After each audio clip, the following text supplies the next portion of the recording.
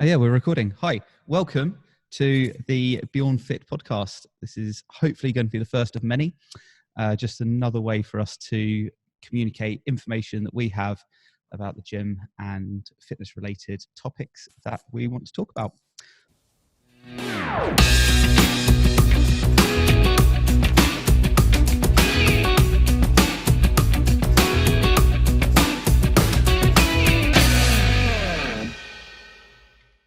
I'm here with my co-host, Bethany.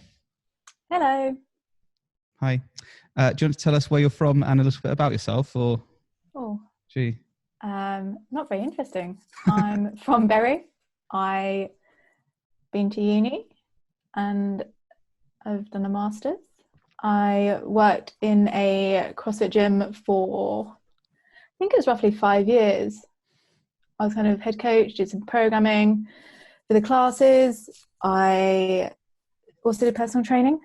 Life happened. I got a real job. Yep. Came to Rich, CrossFit Beorn, started doing a bit of coaching. Again, moved jobs, became a bit more intense. Had to take down how much coaching I was doing again. But yeah. That's cool. I love coaching, love helping people. Beth's like also saying inappropriate jokes. Beth's also saying that I still don't have a real job, so that's cool. I think it's a real job. It's a real job. It's a very, very hard job as well, and you do it fantastically. Yeah. I sound really sarcastic, but I'm not, I promise. Yeah. It's sometimes it's great, and other times it can be harder. But that's like any job, isn't it? Exactly. So just enjoy it when it is good. So, I think the first thing we're going to talk about today, and something which I think everyone's getting really excited about now, is getting back to fitness. So obviously our gyms our gym has been shut since Christmas, isn't it? Boxing Day. Yeah. We went into tier 4 lockdown, and it's been a nightmare. Then national lockdown from January. We can open the doors again on, let me get my dates up, on the 12th of April. So that's exciting. But before we do that, we're going to be doing some outdoor sessions, and they're going to start on the 29th of March. Okay, so that's only a few weeks away now. There is a little bit of a condition though with gyms opening on the 12th of April, and that is that you can't do exercise classes. Okay. Now, with CrossFit being an exercise class, that does obviously give us a little bit of a problem, in the sense that it will change slightly the structure of how those sessions work. We'll talk a little bit more about that in a sec. So what we're going to do to compensate is we'll still be doing our outdoor sessions in that time, and we'll also be running sessions inside. Okay. And we're probably going to do one day outside, one day inside.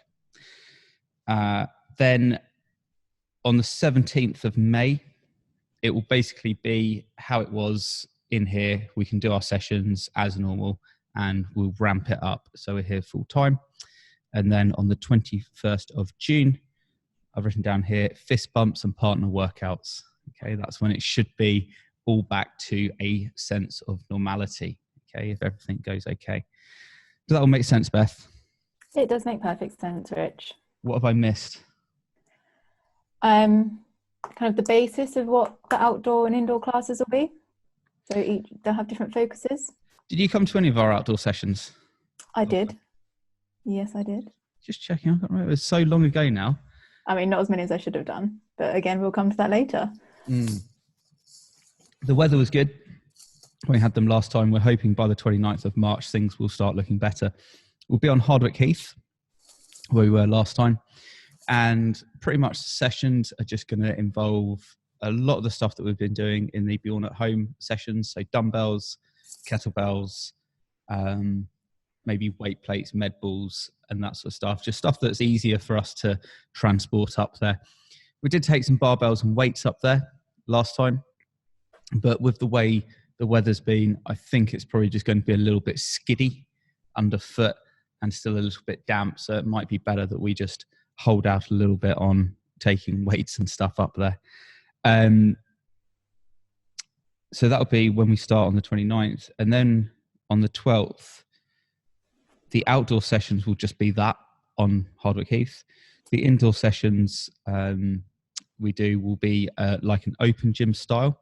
And what we're going to do is generally focus on strength stuff. So there still will be a workout program for the day, and you'll be able to book into an hour time slot to come in and complete that. There will, of course, still be someone in the gym. I say a coach, okay?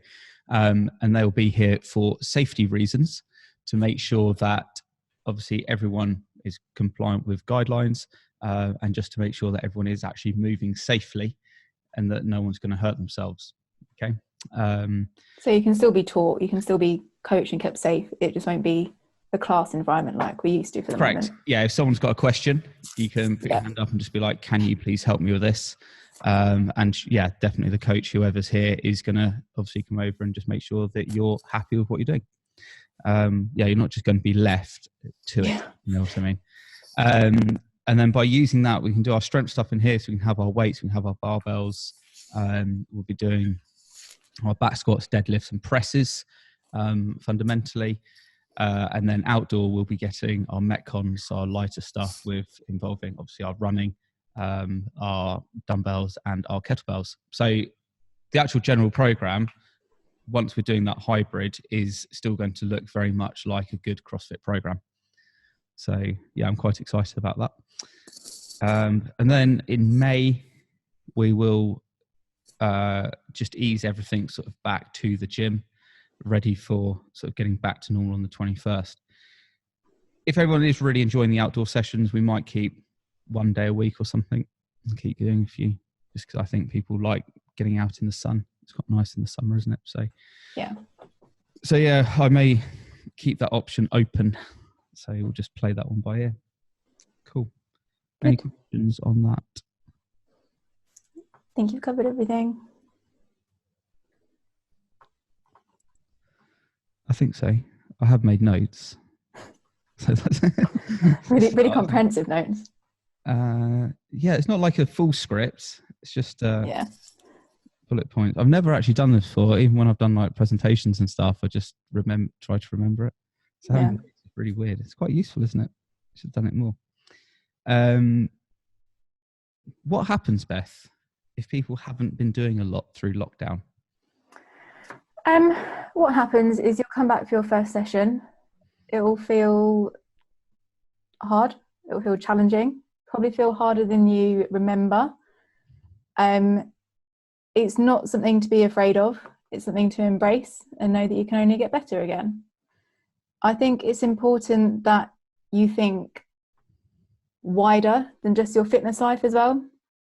Like if you used to come to the gym 3, 4, 7 times a week, you have gone from doing that, doing a full hour class, leaving your house, to primarily being at home, maybe, unless you have been going to work.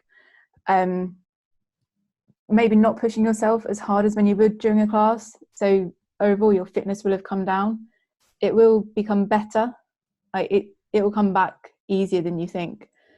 And you'll start to notice changes quickly. I think Richie said it earlier about enjoying your work. You have to enjoy working out. It's really easy to get caught up in the pressure of, I used to be able to do this, I used to get this time, I used to be able to lift this weight. Your life has changed like so dramatically. If you haven't had access to things at home, like the heaviest thing I have is a 25 kilo dumbbell. You know, if I expect to go back to the gym and be able to clean 60 kilos, I'm having an absolute laugh with myself. Like I won't be able to do it. It's that you have to remember how far your life has changed and that it will come back eventually. Like start with low percentages of what your max was. If you never had a max, then just start light and give yourself time to remember how to do things. One thing I noticed this morning when I tried to do a dumbbell overhead squat is that I don't have that range anymore. Like it's not just that I haven't been working out, it's I haven't been doing stretches and mobility that help me work out. So I'm not sure I've ever had that range of motion. it was when it was forced upon me in a competition, I couldn't do it. And I was like, oh shit, maybe I should train this. You can suddenly do it, can't you then? Yeah, but I mean, wearing lifters with extra tissue in the heel, but you know, it counted. So think about that as well. Like, you can start doing that now to make it easier when we get back. You know, I live on a laptop for work. Every hour at least, I try and make sure I get up, do 10 air squats, try and walk up the stairs like 3 steps at a time to get a bit of a stretch in. Like, just little things now that can help you get back to it. But ultimately, you just have to enjoy it and accept you may not be as fit and strong as you were, but it will come back, and it's fun getting back to that. So chill out. Just to touch on what you did say as well, is I reckon that you could come back to the gym and clean 60 kilos, but what would be the cost? That's the thing. Like, oh yeah, like it would cost me my back, my hamstrings, my collarbones. Exactly, like, and you'll be sore for days. So just because I might program a workout which might have, let's say, 60 kilo cleans in it, just because you used to do them and just because you can still do them, it doesn't mean so you necessarily should. It's not that you should. Yeah, because we've got to look at the movement first, then intensity, and then load. Okay, and that's going to be really important as we ease ourselves back into exercise, and certainly with heavier weights. Otherwise, you'll come back, you'll have a great session, you'll lift some heavy weights, you'll feel good, you'll leave, you'll wake up, and we won't see you for 4 or 5 days. Yeah. You won't be walking, basically. So yeah, it's just about being sensible, really, isn't it? It is. And again, like, if you do come back and you do let your ego come through, you're like, you know what, yeah, I can do this weight, I can do that. Is it really worth it not being able to work out for 4 days? Like, for months, all we've wanted to do is get in the gym. Yeah. Now you go back, do one workout, and you're like, oh, I can't go for a week. Yeah. Like, was it really worth it? I think doing the sessions outside will help taper people back into it, though, as well. Definitely. Because they are going to be lighter stuff. So don't be put off by, obviously, just because it's outdoors. Like, the actual, some people were a bit apprehensive. I know after speaking to them last time, they turned up, did one session, and then they're down there all the time. Yeah. I did actually really enjoy them because it's also seeing people. Yeah. I mean, I enjoy people. I enjoy my own company, but working out on your own is hard. It's hard to push yourself, and it's just, again, the enjoyment factor, seeing people, having a laugh, laughing at yourself, laughing at others. No, never laugh at others, but you know what I mean? It's the social aspect of it. Yeah. It's an important factor to life, isn't it? Suffering is always better together. 100%. Yeah. No one wants to suffer on their own. No. It's always better with someone else. Cool. So yeah, some people at the moment are doing the CrossFit Open. Some are, yes. Aren't they, Beth? I mean, I haven't signed up. No. I will do the workout. Exactly. And it doesn't really matter if you sign up or not. It's I think of it as it's a bit of a, I mean, I don't know why as an affiliate owner I have to pay. It seems so ridiculous. No. I have to pay the organisation I pay to do it. But anyway. That's a wider conversation. Let's not go down. No one wants to listen to No one wants to talk about affiliate fees. No. Which we have just paid as well, which is cool. Yeah. You don't have to sign up to do the open workouts, okay? And you can still do them. They're all on the whiteboard, so you can do them. You can log them, and you can then still see your score, and you'll be able to see where you've ranked with lots of other people from around the world. So just because you're not going on the games.crossfit.com leaders board, you can still go on there, still sort of see how you stack up and get a rough idea of how you're doing. We'll then be able to come back and redo those workouts. The first workout, we should talk about that quickly. Have you got any interest in doing wall climbs and double unders? So this morning, I did a few wall climbs in preparation for doing it tomorrow morning. Mm-hmm. And the standard isn't that hard. it's just, you just know it's going to be exhausting. Speak for yourself.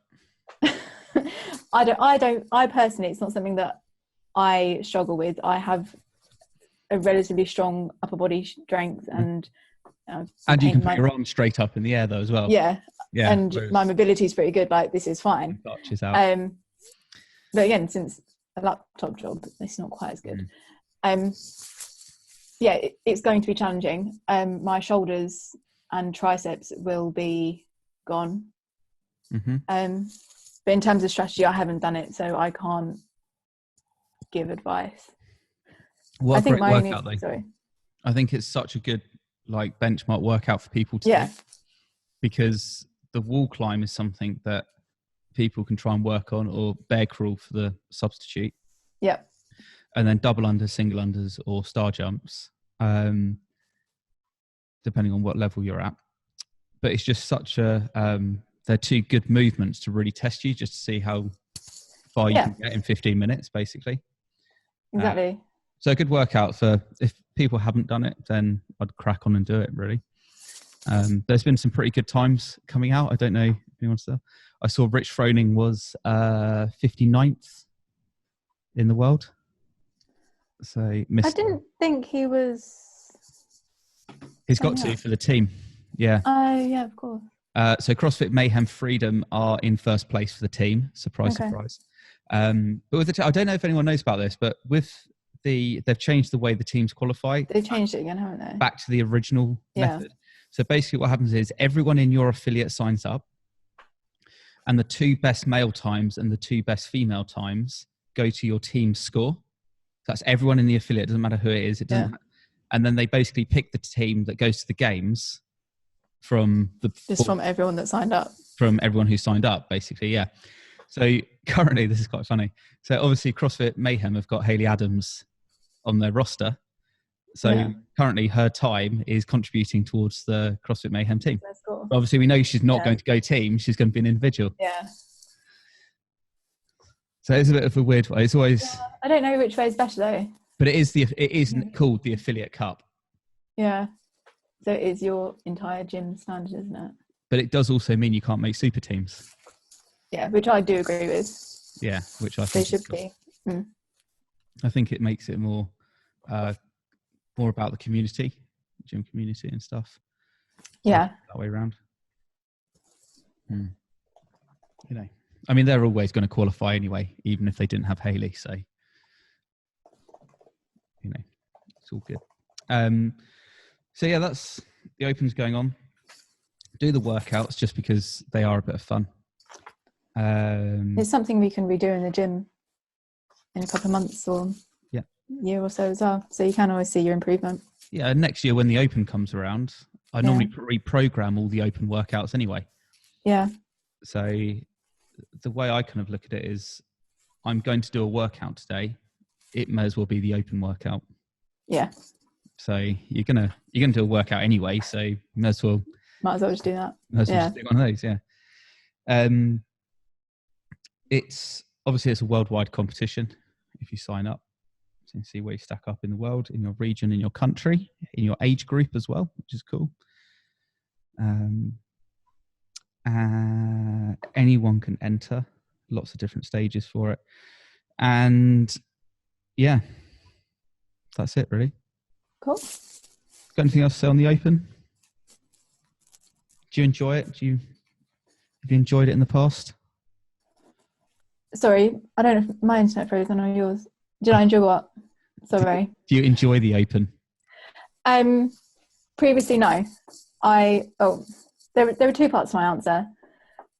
I enjoyed it when I was coaching because I enjoyed the atmosphere. I enjoyed the cheering people on, the seeing people achieve things. I enjoyed that aspect of it. I enjoyed people seeing things they didn't think they could do. I enjoyed it for myself when I did better than I thought I would do. What I didn't enjoy was my own pressure I was putting on myself. So almost every Open workout I cried.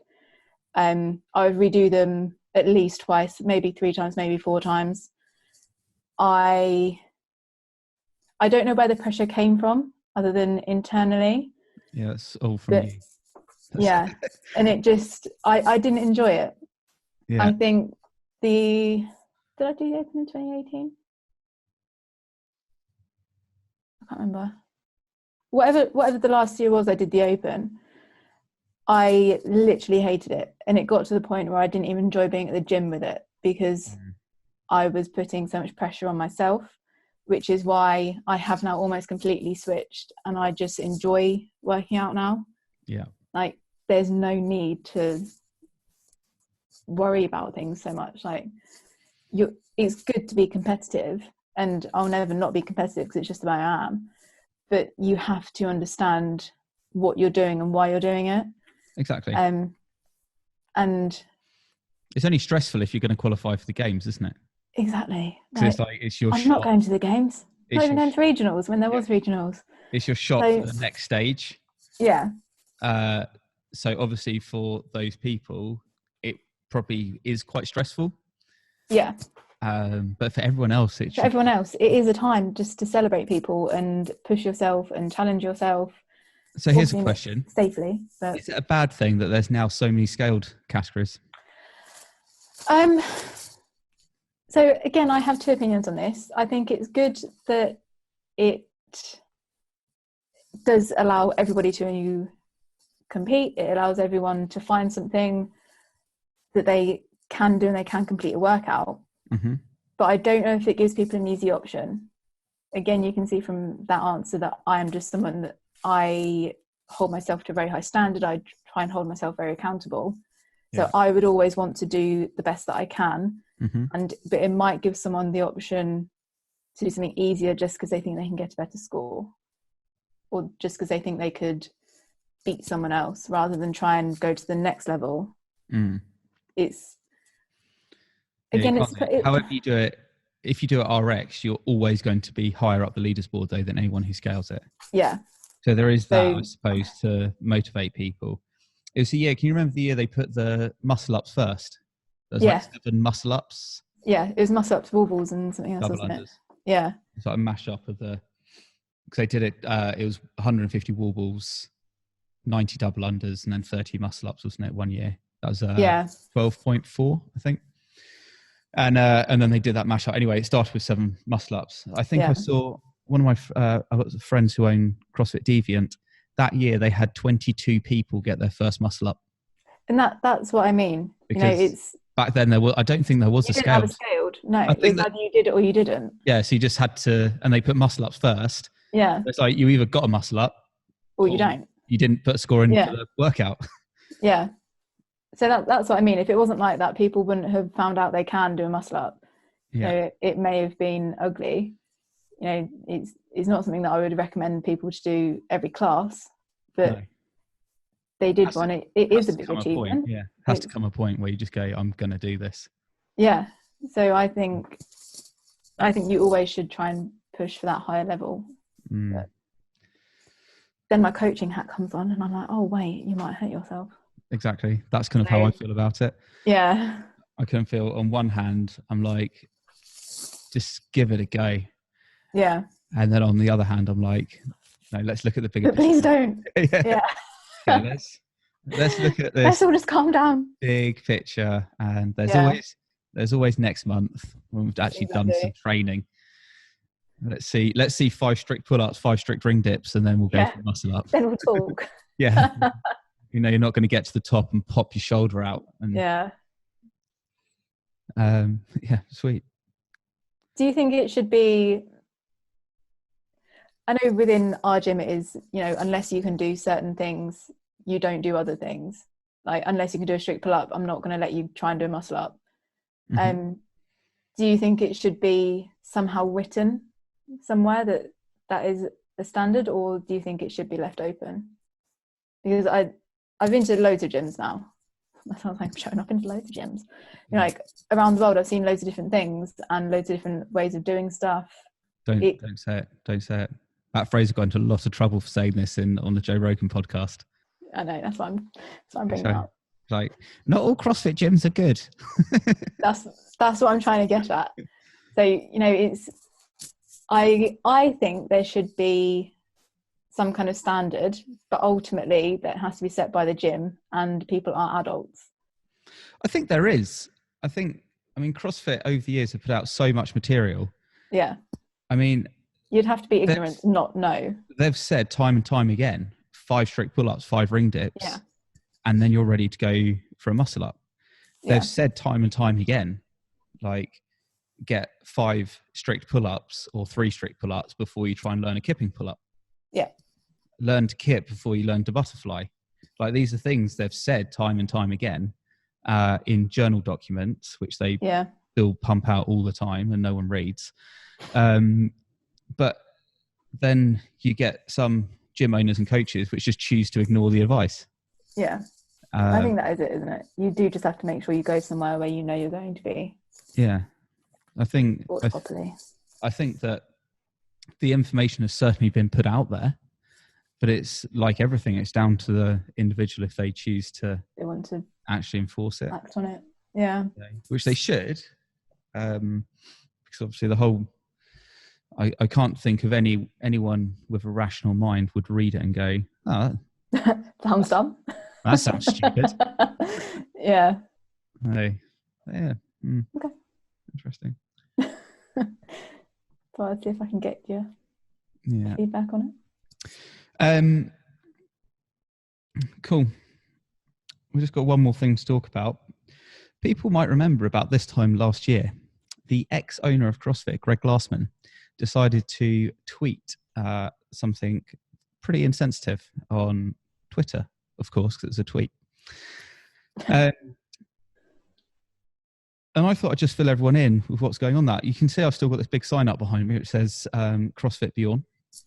And at the time, obviously, we changed the name on social to Beorn Fit or Beorn Fitness. The general idea behind that was sort of just distancing ourselves from the name slightly. But I never cancelled the affiliation because I'd only just paid it as well. Pay it for the whole year in, it was end of Jan, February time. And then I think he did it, was it like May time or something? Because we'd just gone into... It was a couple of months later. Yeah. Yeah. Like May or June. And obviously it went down like a shit sandwich, really, didn't it? So that wasn't ideal. No, it was not ideal, not with everything else. I'm glad I wasn't still an affiliate owner when this happened, to be honest. It was a tricky time. So my mind was, well, I've paid for the year. Like, if I phone them up and cancel it, then you're just losing out anyway. I mean, I've paid for it. I may as well just not use the name or whatever. And I was like, well, it's something I was very passionate about. Obviously, CrossFit's given so much to me and to so many people who we've had in here and trained and everything. It seems a shame just to give up on it. And I thought to myself, if they do the right things for the right reasons, for the right people, then there is a way out of this and there is a future. And for me, that right thing was always that Greg Glassman had to go. And I think Rich Froning was fairly vocal about that, as were a lot of other athletes. But he was basically just like, he sort of said the same thing. He goes, if Greg doesn't go now, then I can't see us having a future with CrossFit. Yeah. And at that time, Greg did step away from it and Dave Castro stepped in as acting CEO. And then Greg sold up. And it was bought by Eric Rosa, who is now the CEO of CrossFit. And he's done a great job, really, since taking over and sort of restored faith within the brand, I think. And they've done quite a lot behind the scenes, which people wouldn't know about. So we now have 2 national representatives for the UK who deal with a lot of our sort of legal issues or issues that we might have collectively as an organisation. They've been doing a lot of work with finding out what we can and can't do within the different COVID guidelines and working with UK Active to put pressure on the government to try and obviously get gyms open and keep them open in different tiers and everything. So it has actually been really fantastic over the last year and they have done quite a lot. And it's also given us a point or 2 people that we can now go to with those issues and contact. So it has been really helpful. Is it there in your time zone and your culture as well? Yeah. I mean, American and English cultures are very, very different. Yeah. So and just them understanding. And yeah, one of the guys runs a box, and one of them did have a box. Yeah. In the UK. So they know exactly what we're all going through and stuff. So that's been really cool. And the other thing as well is they've started doing more seminars with various members within CrossFit. So we had a legal one the other day on IP theft, which was really interesting. Like they had the lady deals with all the IP theft in the UK and Europe. She just did a quick webinar and basically just ran through what she does, what a standard case looks like, how we can raise issues and stuff. It's just little things like that which has just changed, and it's just nicer. So I thought I'd just share that with everyone. Obviously, as we come back in, still got the CrossFit Beorn affiliate name. And we still do CrossFit. It's not that we're now a HIIT training centre or functional fitness. It's we follow CrossFit programming. You know, that's why it's so hard in the first place. Yeah.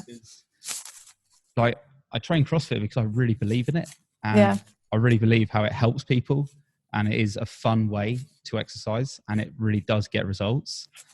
And even if I change that, like I'd still be using the methodology. Still, anyway. You know, so it was not a fun time when that happened. That was not nice. But yeah, that's that really. What else is new? Not a whole lot, to be honest. Just can't wait to try and do some kind of kipping gymnastics. Because at the moment I jump up to a goalpost and do a couple of strict pull-ups every now and again. Yeah. I want to do some snatches and some cleans. Yeah. Want to exercise with other people and not just have like my dog staring at me while I'm trying to do some burpees in the living room. Yeah, going, why are you doing those again? It literally looks at me like, what are you doing? Yeah. But it's all good fun. Well, there we go. I think we can wrap it up after that, can't we? Yeah. Looking forward to getting back to kipping movements and weightlifting. 100%. And to seeing people as well. Like I said, just not having my dog as a workout buddy, just that's the most actual people. Yeah, it is. And it's different people as well, isn't it? Yeah. Because obviously everyone's probably seeing some people. They're probably the same people. Same people every time. And you do the same thing. Yeah. Take your flask and go for a walk outside. Yeah. So there you go. Yeah, that's about it. Right. Looking forward to coaching again, because I think that is one thing I do find missing from my job sometimes, is that I feel like I don't help people. And I realise that helping is one thing that I like to do. It's very rewarding, isn't it? Yeah. Selfishly, I want to coach again because I want to get fulfillment from seeing you all and helping you all. Yeah. And stupidly, nor kindly enough, I guess everyone's nice enough to come in and trust us. Yeah. So we can get. They can trust me for an hour. So we can get our self-fulfillment. Yeah, I've never thought of it that way. Do something for the first time. I want everyone to come back in, and we're just going to try and do. Everyone's just going to try and do a muscle up. Yeah, and when you do it, I'm going to clap myself. Yeah. Everyone's going to stand 2 meters apart, single file, walking. Yeah. If you don't get a muscle up, you have to leave. Yeah. And if you get one, you can stay and do deadlifts. Oh, that's funny. Oh, good. Yeah. Well, right. Let's stop recording this now. Yeah. Before we start upsetting everyone. Oh, good idea.